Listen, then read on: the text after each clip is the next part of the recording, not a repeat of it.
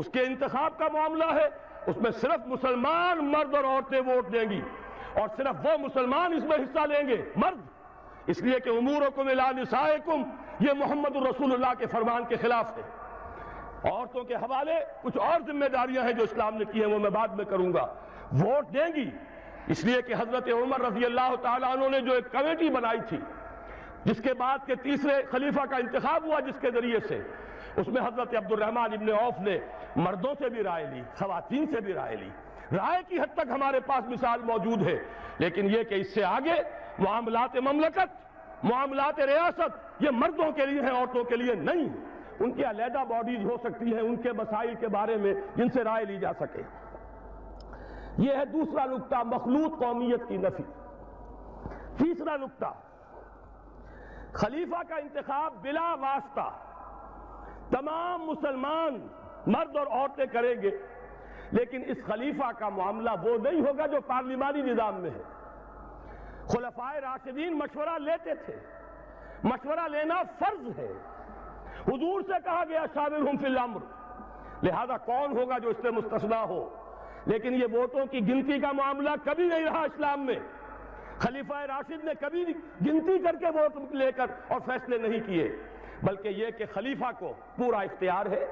کتاب و سنت کی تلوار تو سب پر ہے، ویسے ہی خلیفہ کے سر پر بھی ہے، لیکن اس کے دائرے کے اندر اسے ایک معین مدت تک کے لیے، اگرچہ خلفائے راشدین کے ہاں یہ معین مدت نہیں تھی، وہ تعزیز خلفاء تھے، لیکن وہ شے ہم پر لازم نہیں ہے، معین مدت مقرر کی جا سکتی ہے، لیکن اسے اختیار دیا جائے، وہ یہ نہ ہو کہ ہمیشہ پارلیمنٹ کی اکثریت کا محتاج رہے۔ خاص طور پر ہمارے ہاں جیسے ہی اسمبلی آئی، جو بھی حکومت بناتا ہے وزیر اعظم، اس کی ساری توجہ اسی پر ہوتی ہے، کہیں یہ مینڈک پھدک نہ جائے، کہیں یہ گھوڑا کہیں جا کر بک نہ جائے، کچھ اسے دو، 50 وزیر بنا دو۔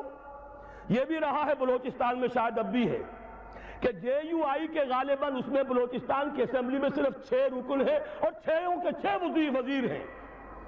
یہ تماشے اس پاکستان میں ہو رہے ہیں، کیوں؟ ایک بھی ہٹ گیا حکومت ختم، چند میڈک پھدک گئے حکومت ختم، چند گھوڑے بک گئے حکومت ختم۔ لہذا ساری توجہ اسی پر، کام کرے تو کیا کرے؟ کوئی نیک نیت آدمی ہو کوئی کام نہیں کر سکتا، اسے تو اپنی کرسی بچانے کی فکر ہو جاتی ہے۔ ہماری اس دنیا کے اندر بھی ایک دوسرا متبادل نظام ہے، صدارتی نظام ہے۔ وہ صدارتی نظام زیادہ قریب ہے نظام خلافت سے، اس لیے کہ وہاں کانگریس کی اکثریت کا پابند نہیں ہے۔ جو بھی صدر ہے امریکہ کا، اس کی اپنی مرضی ہے، اس کے مطابق وہ جس کو بھی وزیر بنانا چاہتا ہے سیکریٹری کہلاتے ہیں وہاں، ضروری نہیں کہ وہ کانگریس کا رکن ہو۔ جس کو سمجھتا ہے باصلاحیت ہے، فورن پالیسی میں جس کی نظر بڑی گہری ہے، مالیات میں یہ شخص بہت ماہر ہے، اور یہ اگر الیکشن لڑ کے نہیں آ سکا کوئی جرم نہیں ہے، یہ اس قوم کا فرد ہے، اس کی صلاحیتوں سے فائدہ اٹھانا قوم کے لیے ضروری ہے، لہذا اسے بڑے سے بڑے منصب کے اوپر فائز کیا جا سکتا ہے۔ آخر اسی دنیا میں وہ نظام بھی ہے۔ بہرحال وہ نظام خلافت یوں کہنا چاہیے کہ صدارتی نظام بمقابلہ پارلیمانی نظام کے نظام خلافت سے قریب تر ہے۔ نمبر 4، یہ صوبائی عصبیت اور اس میں جو شدت پیدا ہو چکی ہے، اور دوسرا یہ کہ صوبوں کو جو ہم نے مقدس گائے سمجھ لیا ہے یا سامری کا بچڑا، یہ صوبے جو ہیں، اور ان میں یہ عدم توازن پہلے بھی تھا۔ ایک صوبہ مشرقی بنگال، مشرقی پاکستان، مغربی پاکستان کی پوری آبادی سے زیادہ آبادی رکھنے والا، اب بھی ہے پنجاب، تینوں بقیہ صوبوں سے زیادہ آبادی رکھنے والا، اور صوبے برابر۔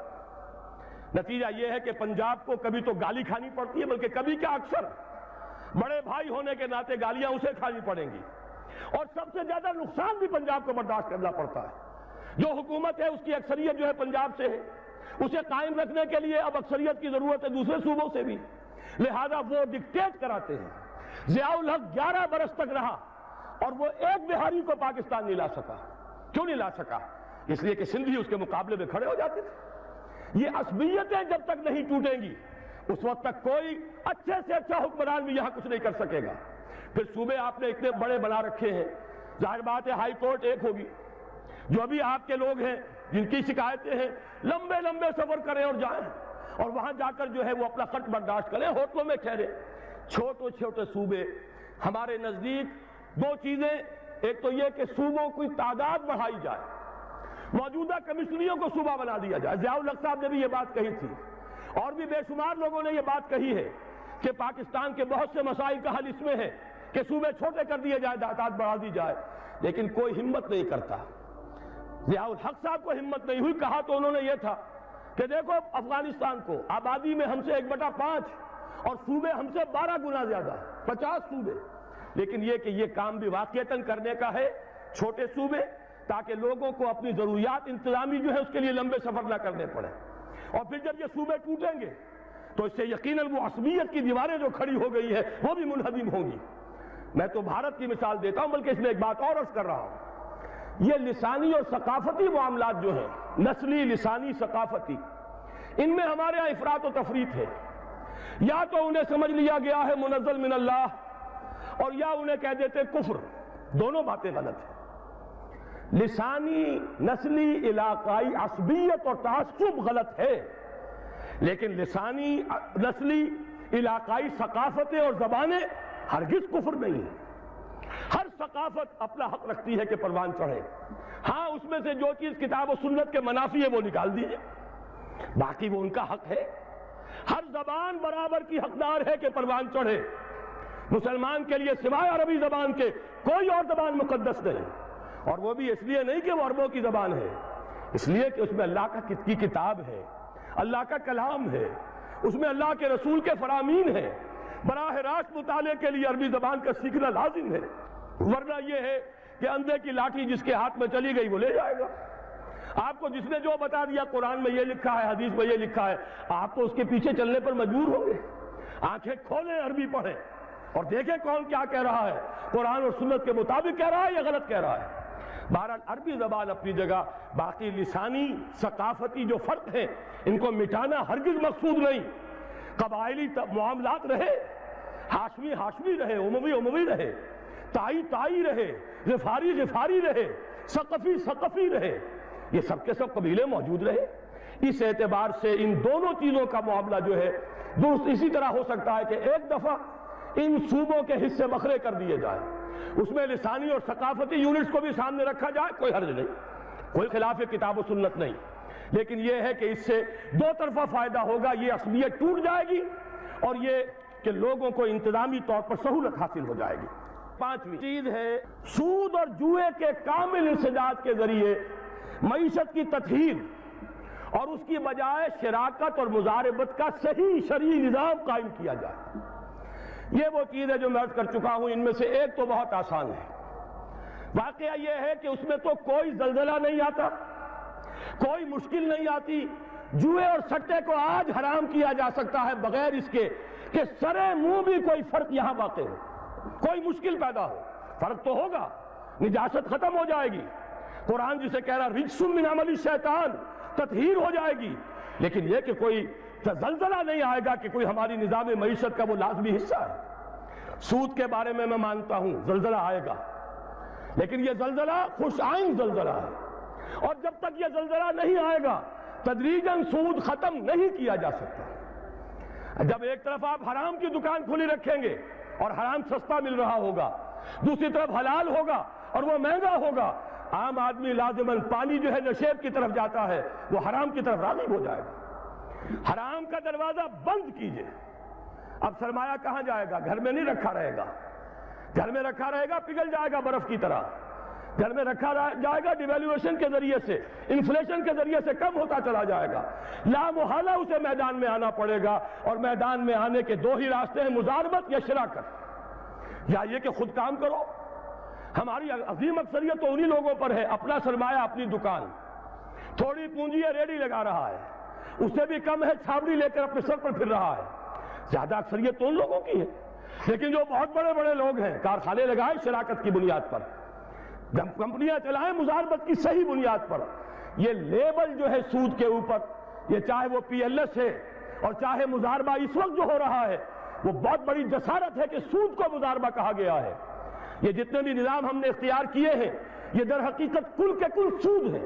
ہر بینکر سے پوچھ لیجئے، لکھ کر تو نہیں دے گا اس لیے کہ سرکاری ملازم ہے، اس کے بھی بال بچے ہیں، وہ بھی میرے اور آپ کی طرح اللہ تعالیٰ پر اعتماد اور توکل نہیں رکھتا، اسے بھی تنخواہ کا سہارا ہے، لیکن یہ کہ پوچھ لیجئے فوراً کہے گا کہ یہ وہی سود ہے، صرف لیبل بدلا ہے۔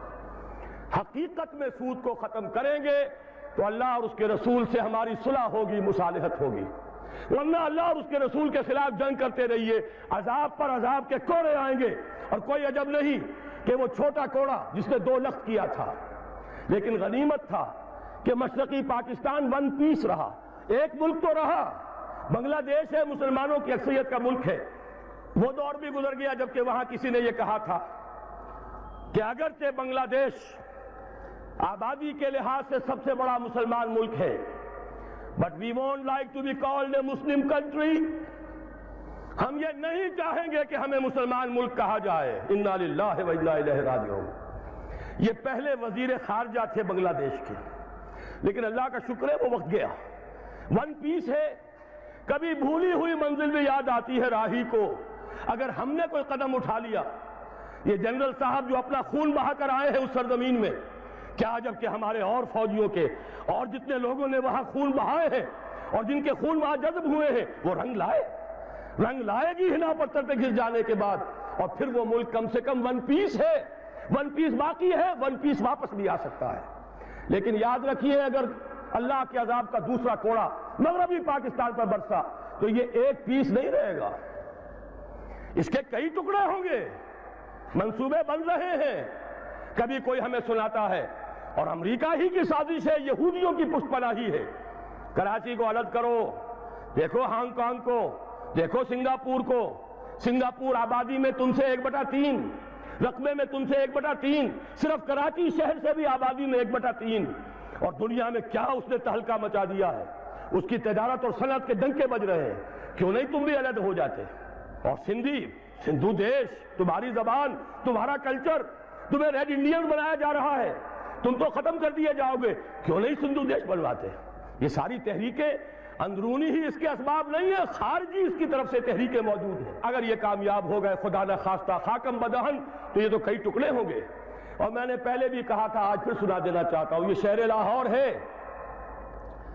بہت سے لوگ خوش ہوتے ہیں ہماری سرحد کے اس پار سکھوں نے ناک میں دم کر رکھا ہے بھارتی حکومت کا، لیکن نوٹ کر لیجئے اگر خالصتان وجود میں آ گیا تو اس کا اصل رخ کدھر ہوگا؟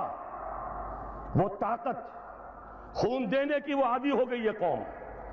اس پورے عرصے میں زیادہ تر سکھ مرے ہیں اور سکھوں ہی نے سکھوں کو مارا ہے، لیکن اگر کہیں ان کا ملک بن گیا تو ان کے رخ کدھر ہوں گے؟ ان کا ہیرو رنجیت سنگھ کہاں دفن ہے؟ ان کا پنجا صاحب کہاں ہے؟ یہ ہری پور کیا ہے؟ ہری سنگھ نلوا کا یہ آباد کردہ شہر۔ مانسیرا کیا ہے؟ راجہ مان سنگھ کا صحرا ہے۔ یہ سارے علاقے تو یہاں ہیں، ادھر تو ان کا کوئی مقدس شہر ہی نہیں، امرتسر سے ادھر ہے جو بھی کچھ ہے ان کا تقدس۔ اور اگر خدا نہ خواستہ پاکستان کے ٹکڑے ہو گئے، اگر سندھ علیحدہ ہو گیا تو پنجاب ہوگا لینڈ لاکڈ، اس کے پاس تو کوئی سمندر نہیں، اور اس کے بعد واقعہ یہ ہے کہ سب سے بڑی دشمنی سرحد کے اس پار سے آئے گی، اور کوئی عجب نہیں کہ مہاراجہ رنجیت سنگھ کا دور دوبارہ آ جائے۔ ذرا مسلمان یاد تو کریں، اسی شاہی مسجد میں استبل بن گیا تھا، مسجدوں کی سیڑھیاں یہاں قرآن شریف کے نسخوں سے بنائی گئی، خالصہ ان پر پاؤں رکھ کر چڑھتا تھا، مسجد میں جاتا تھا اور گھوڑے بندھے ہوئے تھے۔ یہ دور کہیں لوٹ کر نہ آ جائے، شامت اعمال ماں کہیں اسی طریقے سے پھر دوبارہ ہم پر نازل نہ ہو جائے، لہذا دوڑو، زمانہ چال قیامت کی چل گیا، اٹھو وگرنہ حشر نہیں ہوگا پھر کبھی۔ اگر ہم نے یہاں پہ نظام خلافت کو نافذ نہ کیا اور یہ سود اور اس کے ساتھ جو جنگ ہم کر رہے ہیں اللہ کے اور رسول کے ساتھ اگر ختم نہ کی تو کوئی عزم نہیں کہ اللہ کے عذاب کا وہ کوڑا برس جائے۔ چھٹی چیز بڑی اہم ہے، لیکن ذرا سا اس میں ایک علمی مسئلہ ہے، میں اس لیے اس بھرے جلسے میں وہ بیان کر رہا ہوں کہ میں یہ چاہتا ہوں کہ اب آپ کی اپنی زبانیں بھی کھلیں، آپ لوگوں سے بات کریں، آپ علماء دین سے پوچھیں یہ چیزیں حقیقت ہیں یا نہیں، اگر ہیں تو اب تک کیوں چھپا کر رکھی گئی، کیوں ملوکیت کا اسلام ہی کا پرچار آج تک ہوتا رہا ہے۔ حضرت عمر فاروق کا ایک اجتہاد تھا، جو ملک مسلمانوں نے بزور شمشیر فتح کیے اس کی زمینیں کسی کی انفرادی ملکیت نہیں، مسلمانوں کی اجتماعی ملکیت، یہ مسلمانوں کے لیے وقف، مسلمان نہ صرف اس وقت کے مسلمان، آنے والے مسلمانوں کے لیے بھی وقف ان کی بہبود، مجموعی بہبود کے لیے خرچ ہوگا۔